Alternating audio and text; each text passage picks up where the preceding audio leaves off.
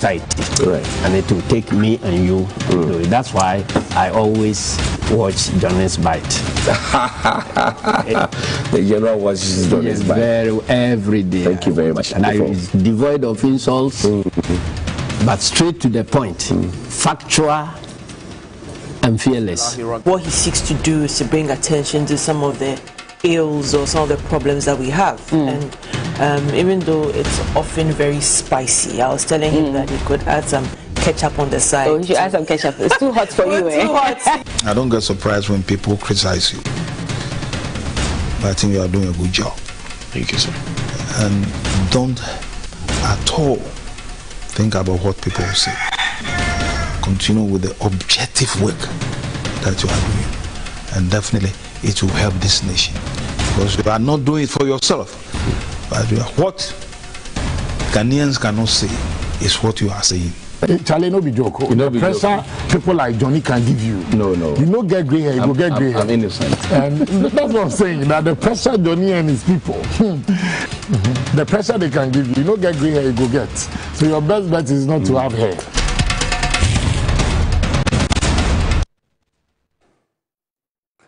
Bismillahir Rahmanir Rahim.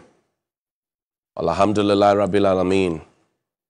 Hasbunallah wa ni'mal wakil. The Lord is my light and my salvation. Whom shall I fear? And yea, though I walk through the valley of the shadow of death, I will fear no evil, for you art with me.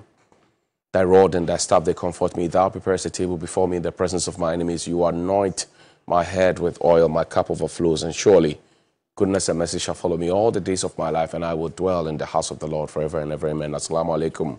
Welcome to Johnnie's Bite. Today is Thursday, and let me begin by saying that yesterday I had raised some questions regarding the Arise Ghana demonstration, the conduct of our police and some of the demonstrators, and had pointed out to the Ghana Police Service how their job is to maintain law and order, not to enforce law and order. I'd also highlighted some of the things, because so far in the statements that I've seen, it seems to seek to exonerate the police from any form of wrongdoing and to put them in a position of victims. But yesterday, I should say, and I'm very proud of my Ghana Police Service for the bold display of ethics and professionalism. So congratulations to you, IGP Dampari. I think that the feedback was good, and I think that the top hierarchy listened, and yesterday was good. Your own statement says that it was good. And largely, the demonstrators also conducted themselves very, very well. So congratulations to the Ghana Police Service for showing professionalism and not having the excesses that we did on the first day of the demonstration.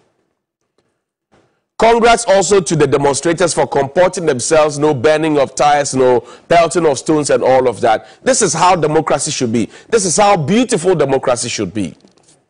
So congrats one more time to our police service, IGP Dampari. If we continue like this, we will not be forced to judge you with your past, because then your past will really be your past, and then we'll be getting into the future and the present. So congrats to you, sir. Very, very proud of the leadership that was provided yesterday. All the ACPs, the DCOPs who came out there, everybody who was out there yesterday to ensure that the men were disciplined, were ethical, and were professional. Congratulations to you, and thank you very much. May this continue forever. Now, having said that, I think that what is left after the demonstration, 2 days, 48 hours demonstration, after that, and with all the conversations on social media, what is left is for the government who were addressed, who petitions were presented to, who the demonstrations were organized for, should now look at the main issues that were raised. What are the key issues? Arise Ghana is talking about a very high cost of living that will go through the roof, that will lead to severe suffering of the millions of Ghanaian people. They mentioned that. So I'm just rehashing. They also talked about high rate of unemployment. It continues to plague our country, and it's clear that this government, that's what they're saying, that this government has no substantive plan to address it, because they see NAPCO as piecemeal, they see all the other initiatives as piecemeal, and guess what? Today is the 29th. Today is the 30th. Sorry, today is the 30th. Why am I pushing back? Today is the 30th of June. National service personnel have not been paid. They're supposed to have received their allowances by the middle of the month. They have not been paid. Unemployment has truly become a national security crisis. And if you read the national security document, you will find it in it. So we acknowledge that there's a problem. Now, just acknowledging that there's a problem is one step to solving the problem. Since we started acknowledging that there's a problem, how have we fixed it? That's the question they're asking. They say that this country, it is time for us to have efficient and modest use of the taxes that we collect. So, for example, they don't want the president to be flying, highbrow, luxurious planes when the people are complaining about what to eat, where to sleep, what to wear, what to drink. They don't want us to, for example, another problem that requires immediate resolution, the explosion in unemployment. They are worried about it. And you see, unemployment is a big issue because people who are hungry have the tendency of becoming angry. If people are hungry, you easily can make them angry. So it is unpardonable. The show of disrespect and sometimes the insensitivity, the plight of the suffering masses with millions of Ghanaians of citizens to be spent on expenses that sound insulting to them. And I've raised a question here, not just me, many well-meaning Ghanaians. Why do we still have the president travel around with a chair in a V8? This is a country that is broke. A president will fly luxurious jets across the world, go begging, and come back to come and tell us that we are broke. He comes to remind us. It makes people lose confidence in the economy because that has triggered very worrying sell-off. Bonds. Check the history with our bonds. Putting further pressure on our already beleaguered city. Our city has fallen down flat. It's dancing to Calvin's, but I fall for you down flat. The city, that's where the city is now. It's falling. Where is the Yale and Harvard and Oxford economy? Today we have, everything is disbanded. Now we're going back to IMF, the misuse of the scarce resources that we have.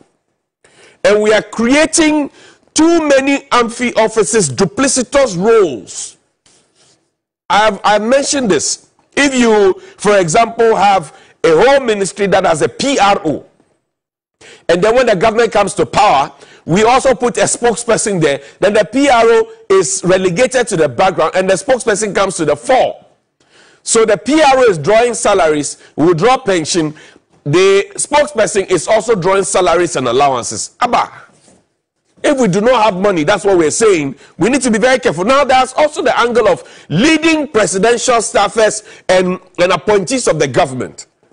State-owned enterprises are declaring losses, and yet we continue to give them everything that we have to give them. Some are earning 70,000, some are earning 60,000, 65,000, some close to 80,000. The President of the Republic told us that when he took over the economy, he had inherited an ailing economy. Then he told us he moved it to about 7% GDP growth. And now we have been told that because of Russia, Ukraine, and what's this other latest one, the COVID-19, we are back to, if you like, a place that is not so good. What if Russia and Ukraine stops fighting tomorrow? And the effects of COVID-19 now as we have it, because people are going about their normal duties. We need to watch it. The government has literally squandered its way into a ditch. It's become impossible to emerge without imposing even more greater hardships on the people. And I'm not saying it. Listen to Gabriel Tredako. He's talking about the fact that the e-levy couldn't hit the targets that we set for it. E-levy. We made a whole big fuss about it. Or when you pay e-levy, your roads will be fixed. When we pay e-levy, contractors will be paid. When we pay e-levy, food will come. When we pay e-levy, this will that. When we do e-levy, this will that. It didn't. Some even call it e-levy, Akobam e-levy. Now we are paying the e-levy, and the things are not coming, and many more people are moving away from e-levy. Do you know what we have done with that? If we had listened to ISE, if we had listened to all the professors of finance and the CSOs who were telling us, don't go that route, we wouldn't be here. Today, it took us about 10 years to get people to acknowledge and use an electronic means of transferring money, including my good self. I joined 11, the mobile platform, not so long, about 3 years ago. For a long time, I wasn't interested. For a very, very long time, I wasn't interested. I joined it not so long ago. Now, it took us 10 years to get here. People have now lost interest in it. What it means is that it will take us another time to try and bring them on because they have lost confidence there. What that means is that people will start carrying cash on them. What that means is that crime rate may rise. What that means is that you will be putting some more pressure and burden on the banks because their overheads will be high. People will be going to the banking halls to go and transact business, which means that electricity bill will go high because the AC is constantly on. Water bills, people will use their washrooms, drinking water expenses, stationery expenses, and all of that stress. So we need to start looking at it. I'm happy that fuel prices, I'm told, will be dropping marginally. But I know we can do more. We can do better. I know we can do more. We can do better. Oliver, take me back to 7 years ago. There was a demonstration in this country called Occupy Ghana or Occupy Flagstaff House. All the people who were in there, or majority of the known faces you saw in there, today either have a connection with government by way of contracts, by way of appointment of either themselves or their spouses to very influential places, or themselves being beneficiaries of the government having gotten appointment. I want you to listen to what the convener of that demonstration said. And then when we come back, we will ask ourselves if anything has changed or not. Oliver, play the video for me. Our concerns, in no particular order of importance, are as follows. 1. The erratic supply of electricity nationwide. Dumso. The unreliable supply of potable water across the country, here in Accra itself. The ever depreciating value of the city. Constant increases in taxes. Inefficient revenue collection. Very poor road networks. Constant increments in utility tariffs. Frequent increase in the prices of petroleum products. Government's inability to make statutory payments timeously to schools, health facilities and other state institutions. Government's inability to address labor-related issues on a timely basis. Government's inability to exhibit decisive leadership in the fight against corruption. Government's inability to kick out incompetent and non-performing appointees. The over-politicization of socio-economic issues along partisan lines. We have no doubt that this petition will receive the urgent attention it deserves because we trust that your government is a listening government. Some selected media houses. Yes, so that was Nana Akwesiewa, was a leader of, what do you call it, Occupy Flagstaff House. Very, very influential demonstration. It rained that day. People walked through the rains. He's now the managing director of the Precious Minerals Marketing Company, PMMC, where all our gold goes to. The legal gold. As for those ones that they get through Galamsey, whatever it is, I don't know where it goes. Maybe the Operation Galam Stop, Operation Vanguard can guide us to where it goes. But this gentleman, Oliver, play the video again. Just put the video up there. And I'm not picking on, I'm saying that the issues he raised then, or he led people to raise, Ken Oforiatta was part, Yofi Grant was part, Isankuma was part, Godado was part, name them, all the people, Mrs. Okran was part, all of them. The issues that he raised then are still here now as we speak. And this, I mean, whether you like it or not, whether it's Alliance for Accountable Governance, whether it's Occupy, whatever it is, there's always a political twist to it. Now, since the government got to power 6 years ago, why has Mr. Ewa been? Mr. Ewa, like Mr. Ken Oforiatta, like Mr. Nana Kumia, who said on Metro TV that sometimes he gets ashamed and embarrassed that some of the things that he communicated on behalf of the party have not been done, and that he is not directing us to go and ask the people who have been put in charge of those things. Can Mr. Wa now come forward to say that he is also embarrassed? That's like Kofi Bento there. He's been arrested. So people went through the same mill. Can Mr. Wa now come forward to come and say that he also feels embarrassed? He also feels embarrassed. Now, Oliver, you need to show Mr. Wa. Show Mr. Wa. So he was the leader of the charge, like how Sami Jemfi is leading now, like how Bernard Mona is leading now, like how Malik Basintale is leading now. He was the guy who led, and he asked these brilliant questions, and we supported him. Now I'm asking a simple question. Since his government got to power and he was made the PMMC boss, and things have not changed, has he asked the same questions, or was he using the demonstration as a ladder to leapfrog into mainline politics and into getting his position? Or now he is quiet and comfortable, so everybody must keep quiet so that we all enjoy? Well, some are not enjoying. I want you to think deeply. You young person who this morning will be sent around on social media pages to be insulting people, to be denigrating people, and to be, speaking or talking down at people, ask yourself, when all is said and done, where will you be sleeping? What will you be eating? What will you be wearing? A young man, fantastic. He led all of us. That was the drive. We believed. And I'm saying the issues he raised have not changed. High cost of living, fuel prices, wastage of taxes, incompetent government officials, all the issues he raised, they are still playing out today. The issues he raised then. And then he indicated at some point that, look, if our demands are not met, because they were met on that occasion by Madam Valerie Sawyer, and then some even got angry. Madam Bridget Jogbanuku of the PPP, she got angry. One-time presidential candidate. She got angry that Dr. Bani Buama had said that, well, they were having fun.